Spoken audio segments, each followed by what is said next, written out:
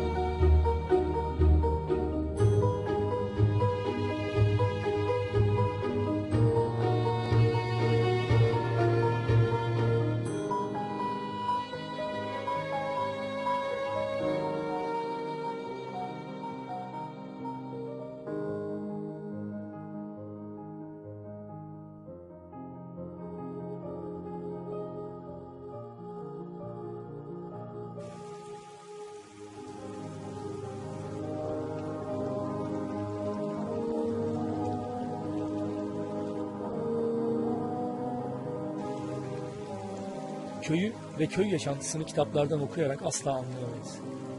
O upuzun bir süreci ve içindeki insanın toprakla olan derin bağını anlatır bize. İnsanı mutsuz eden birçok hastalığın ilacıdır oradaki yaşantı.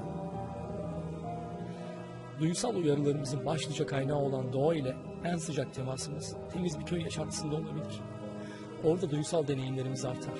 İnsana, toprağa ve üzerindeki canlılara bağlanmayı, dokunarak iletişim kurmayı, keşfetmeyi, doğal çevreyi kendi koşullarında öğrenmeyi, yaşayarak deneyimleriz.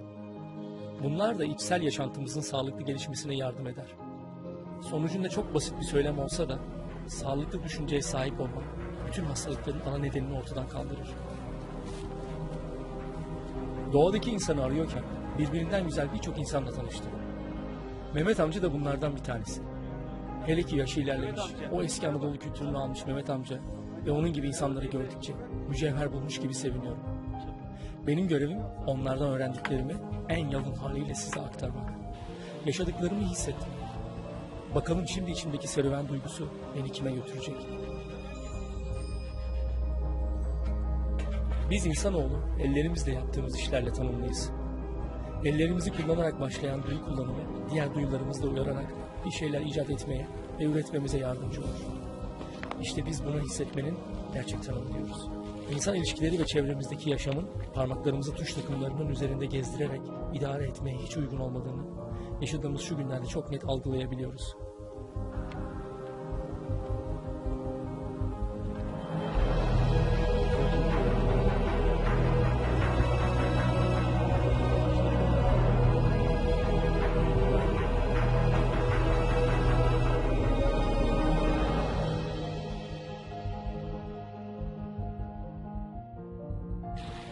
Neredeyse bir asırlık ömrü olan Mehmet amcayla ve eşiyle tanıştım.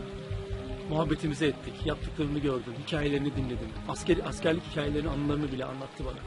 Eşinin karşıdaki köyden, oradaki bir mahalleden olduğunu, buradan oraya nasıl gençken haberleştiklerini, ikisinin de buruna gelip birbirleriyle konuştuklarını, güzel hikayelerini dinledim. Öğrendiğim o kadar çok şey var ki burada şu an 4 saat içerisinde. Yani size bunun sadece çok küçük bir bölümünü gösterebiliyorum. Derinlerinde çok daha fazla şeyler var. Bunları da inşallah daha detaylı bir şeylere yazmak istiyorum. Çünkü çok derinden, hakikaten kültürün çok dibinden bir şeyler hissedebiliyorum. Şimdi yine devam edeceğim. Az ileride bir Mehmet amca daha var. Onun yanına gideceğim. O da çok iyi bir sepet ustası. Fındıktan hala sepetler yapıyor. Ondan bakalım neler öğreneceğim.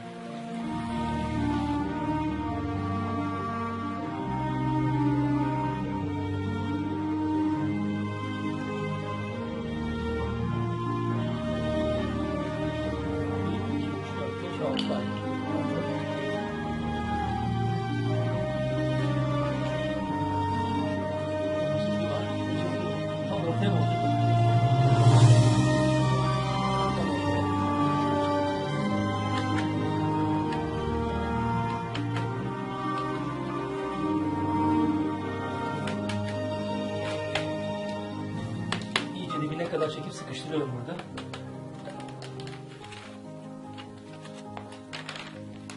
İddia ediyor. Benim yaptığım sepet diyor 200 kiloyu yapan adamı çeker diyor. Bakalım sonunda çekecek mi beni? Çeker. Sapından tuttuğumuz zaman şöyle havaya kaldırdığında çekecek mi bakalım? Yaptığı işi ne kadar kendine güvenerek yaptığının en güzel göstergesi aslında o. Yaparken hem zevk alıyor. Zevk alıyorsun değil mi Mehmet amca? Ha, seviyorsun He? bu işi. Sen de safsata yapma. Bir şeyi benimseyeceksin. Benimsemekten sonra yapamazsın bir şeyi. Ben de büküyorum aynı şekilde. Ben Bıçağın tersiyle. Bıçağı böyle. Ben bıçağım var. Var. Uzun olan tarafları içeri doğru büküyoruz değil mi? Şöyle. Bunları fazla çekmesen. Bak. Bak. Fazla yüklenme.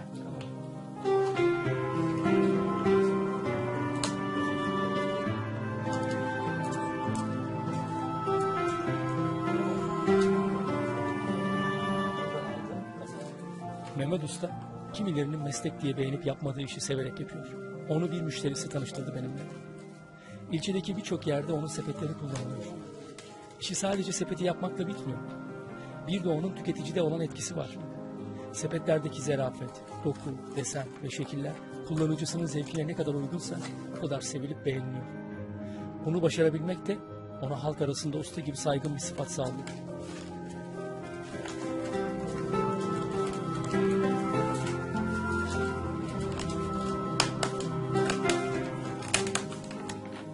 Şimdi babamdan ayrıldım.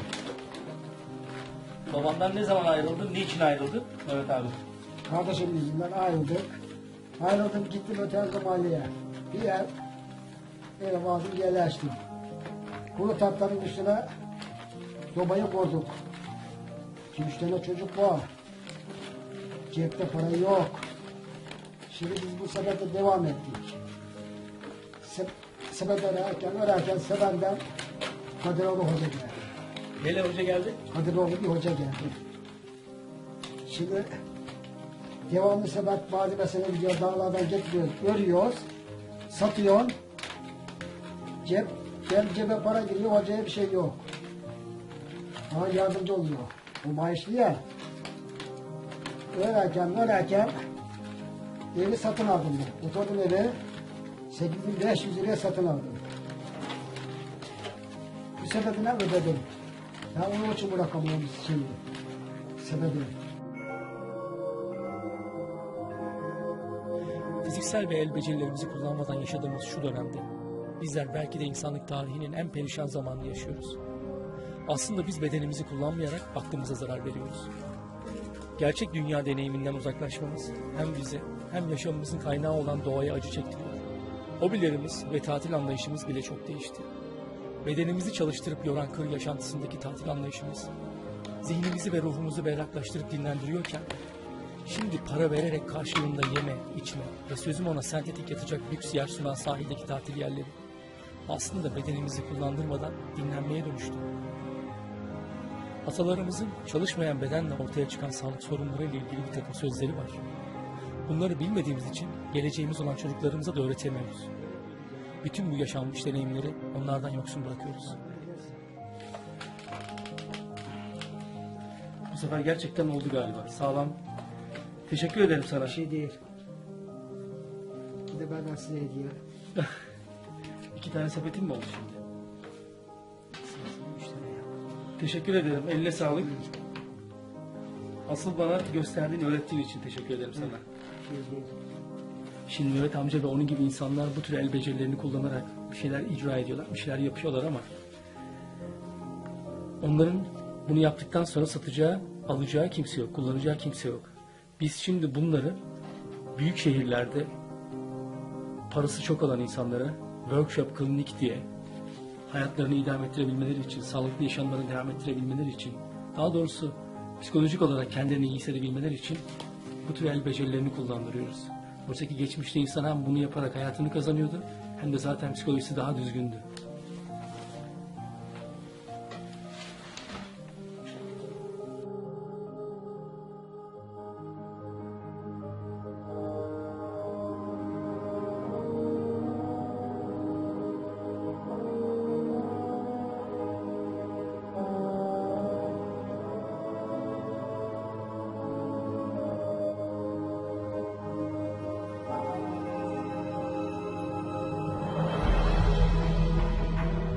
Büyük şehir yaşamında bizi pek çok rahatsız eden şey var. Şehirler kalabalık, gürültülü, kirli ve tehlikeli. Herkes gergin ve tedirgin. İnsanlar arasındaki hukuk bozulmuş. Kimsenin bir diğerinin derdiyle ilgilendiği falan yok. Yan yana iki ayrı evde oturan insanlar birbirini tanımıyor. Selam sabah yok. Herkes menfaatlerinin peşine düşmüş. Ama burada insan selam vermek, yardım etmek, dertleşmek, paylaşmak istiyor. Eli toprağa değen bu insanlara selam vermek ve yardım etmek geldi içimden. Kolay gelsin. Bahçe işleri galiba. Çapalama mı havalandırıyorsunuz? Gübre mi koydunuz? Ne dikeceksiniz oralara?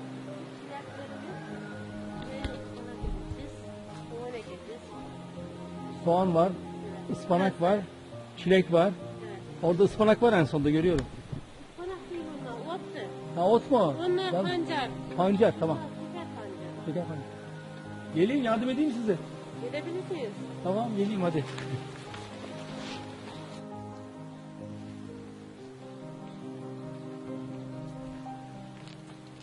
Bu köy hala çok az insanın yaşadığı bir köy. Bağı bahçesi olan uğraşıyor. Hava da güzel bugün. Bahar yaklaşıyor.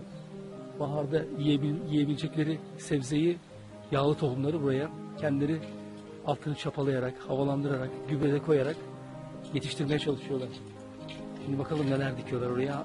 Ben eminim onların kendi tohumlarıdır. Yani dışarıdan, pazardan satılan, başkasının geniyle oynadığı, kısır olan tohumlardan değildir. Onu da sonrasında soracağım zaten. Kendi atalarından, dedelerinden, annelerinden aldıkları tohumları bu toprakta yüzyıllardır işliyorlar.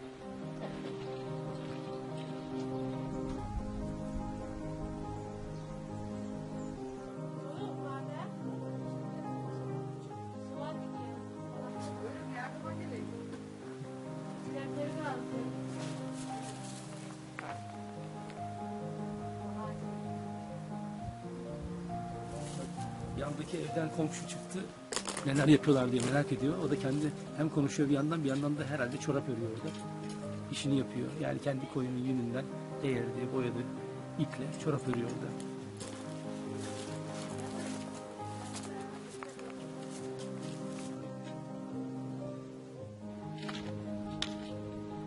Soğanın dibini mi? Dibini kazıyorsun. Aha. Havalanacak.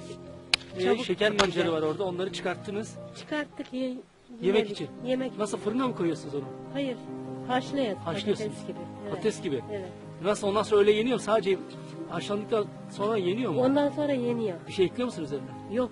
Sadece öyle. Sadece öyle. Vay. Tamam yani şekeri oradan alınıyor aslında. Evet. Ben bu işi yapayım, yardım edeyim. Şurayı siz de başka bir şey yapın olur mu? Buyurun. Aynı şekilde ne kadar girdiğinizi gördüm içine. Ben de yapayım. İşte şeker pancarı bu. Şeker asıl bundan yapılıyor. Bundan elde ediliyor. Bunu kaynatıyorlar. Ben fırınlandığını da duymuştum. Kaynatıyorlar ve yumuşak hale geldikten sonra yiyorlar.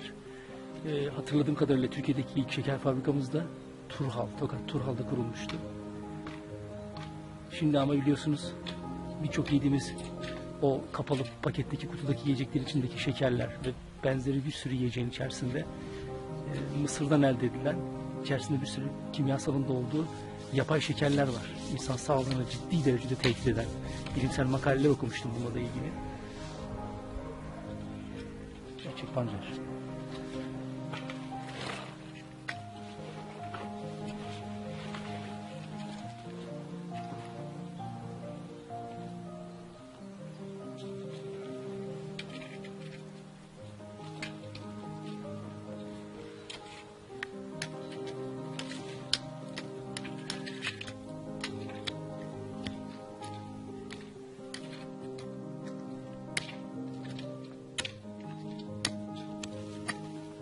Hava ve su olmadan yaşayamıyoruz.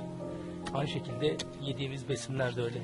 Şimdi bu toprağın içerisine kışın üzeri kapandı. İzolasyon görevi gören kar veya soğuk örttü. Tabaka altta kaldı. Üst taraf alta hava girmesini de engelliyor. Şimdi toprağı güzel çapalayıp havalandırmak gerekiyor ki içerisindeki bütün canlılar kendine gelsin diye. Toprak daha da canlansın. İçine koyduğumuz ne varsa onunla birlikte harmanlanıp daha güzel göğersin, yaşarsın. Çapalamanın sebebi de o. Havalandırmak. Genel adıyla havalandırmak. Oysa ki bilimsel açıklaması da var tabii ki.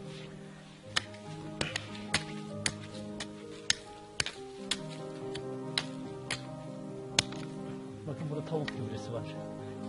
Şu tavuk gübresini bunun içerisine yayacaklar.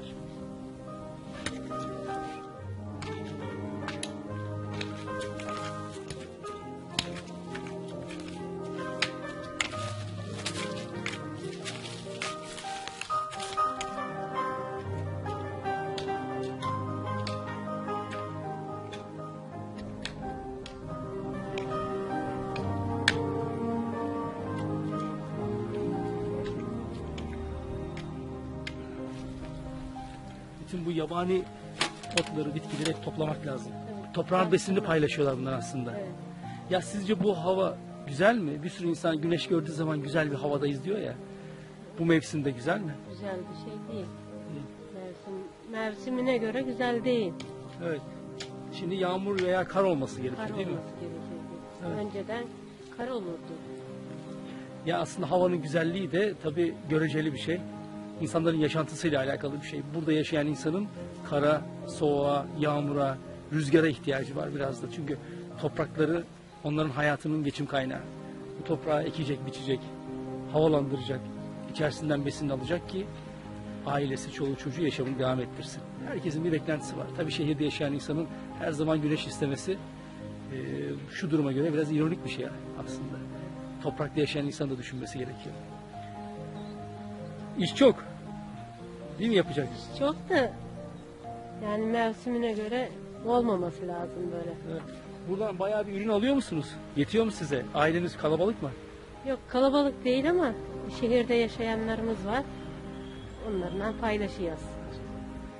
Bunları tekrar nereye kullanacaksınız? Dereye de atılabilir. Toprak oluyor zaten bu değil mi? Toprağa dönüşüyor. Yol kenarına, bahçenin kenarına döküyoruz, gübre oluyor. Gübre, Evet. tor. Sonradan tekrar kullanıyorsunuz. Ne güzel.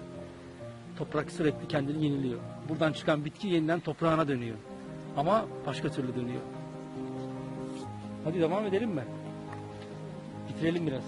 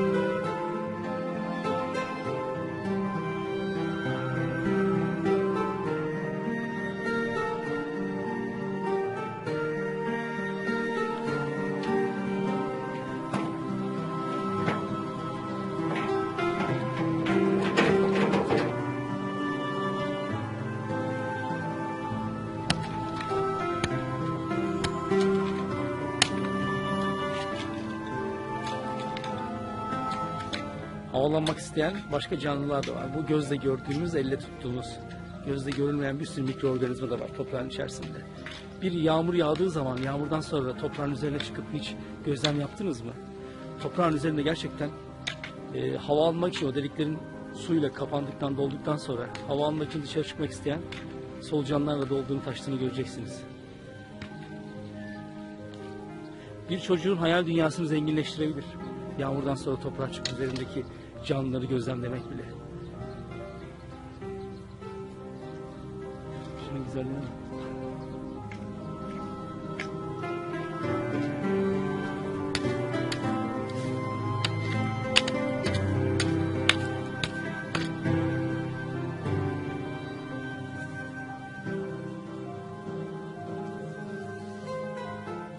İyi ben de gideyim artık. Elimi şöyle. Hadi size kolay gelsin.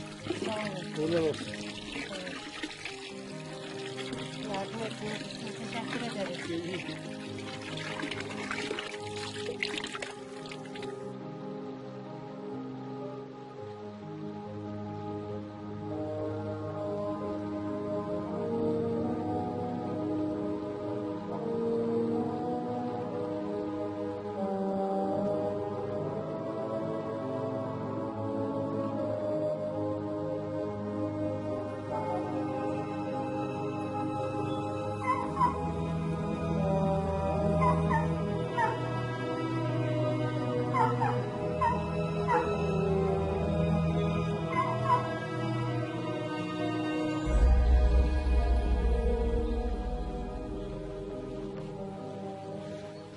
Aşağı yukarı aynı zamanlarda yapılmış bu evlerin yapımında çalışan ustaları ve içinde yaşayan insanları hayal etmeye çalışıyorum.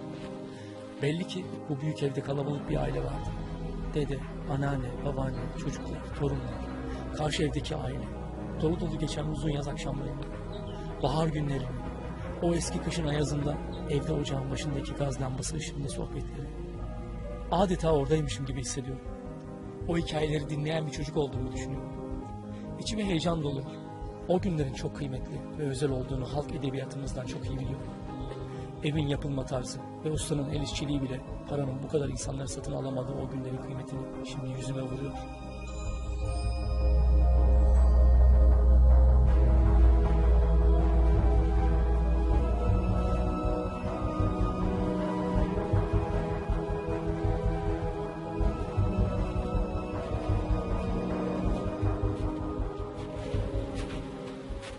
Şubat ayının başı 1500 metre irtifada. Hava acayip soğuk. Tabii üzerinde batmadan ilerleyebiliyorum. Aynı yolu benden başka insan geçmemiş. Burada bir sürü iz var. Bir tanesinin ayı olduğunu düşünüyorum. Diğerlerinin tamamı kurt izi. Hem de çok iri. Güneşi gördüğü için ayının izi ve kurtların izleri kapanmış ama gölgelere girdiğimiz zaman izler daha belirgin halde kalıyor olacak. Onları takip ediyorum şimdi. Hayvanların nereye gittiğini, neler yaptığını merak ediyorum. Bu mevsimde normalde ayının uyuyor olması gerekir. Uyumayan bir ayının ne kadar riskli ve tehlikeli olduğunu çok iyi biliyorum. Ona çok yaklaşmadan, ne zaman geçtiğini tahmin ederek ben de ilerliyorum.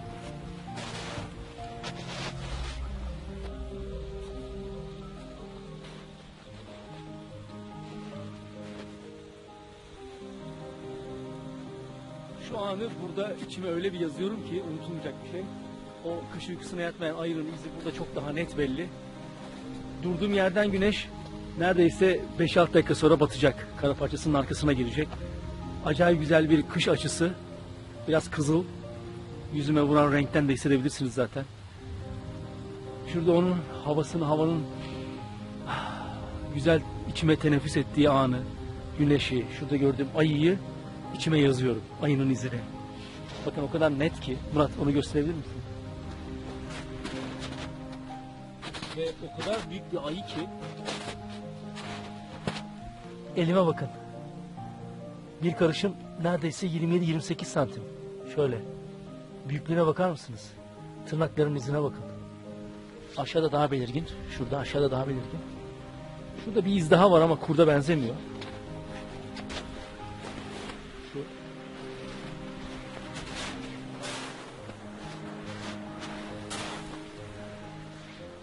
Daha geniş. Çakal hiç değil zaten çünkü adım mesafeleri büyük.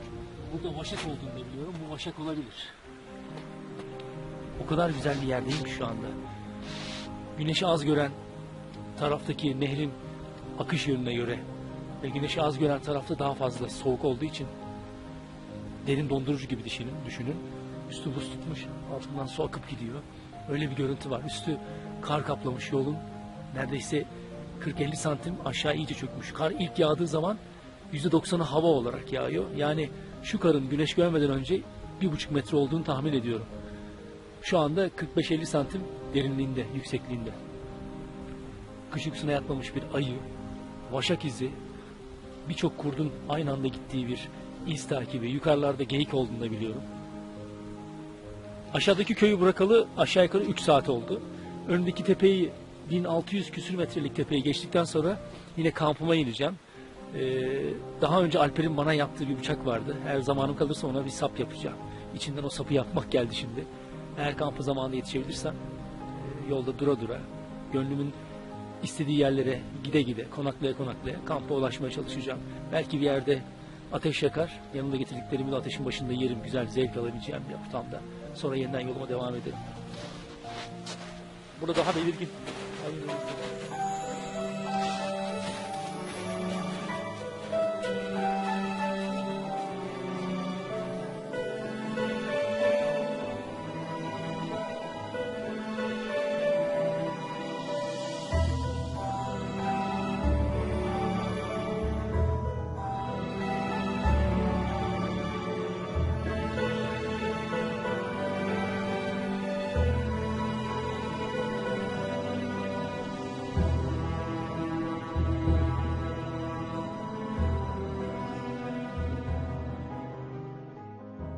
Doğayı manevi yaşantımın tohumu olarak görüyorum.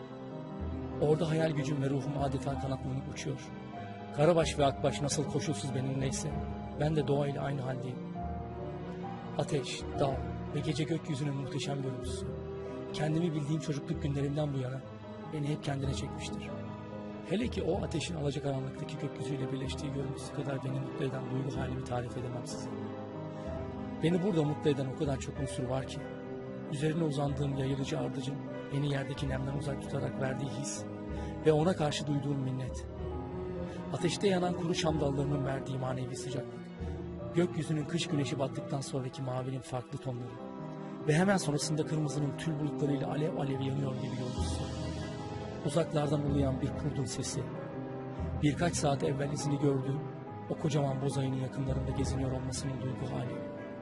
Akşam gelinin arada eserek bedenimin açıkta kalan yerlerini ısırması. Birlikte olmayı sevdiğim ekip arkadaşlarımın yanında bu anı benimle birlikte yaşamaları. Günlerin uzaması. Daha çok şey var listemde. İşte bu gibi anları programlayamayız. Kimselere sunamayız. Para ile de asla satın alamayız. Bütün bu zenginliği sağlayan doğa ve onun hakimidir. İnanın bana, aynı mevsimde, aynı insanlarla aynı saatte burada olsak bu duygu halini bir kez daha yakalayamayız. Çünkü artık o an yaşanmış ve hatıralara eklenmiştir. Yeni umutlar ve heyecanlarımız için bize yaşam pınarı olan doğa var olduğu sürece biz insanoğlu da sağlıklı yaşamımızı sürdürmeye devam edeceğiz.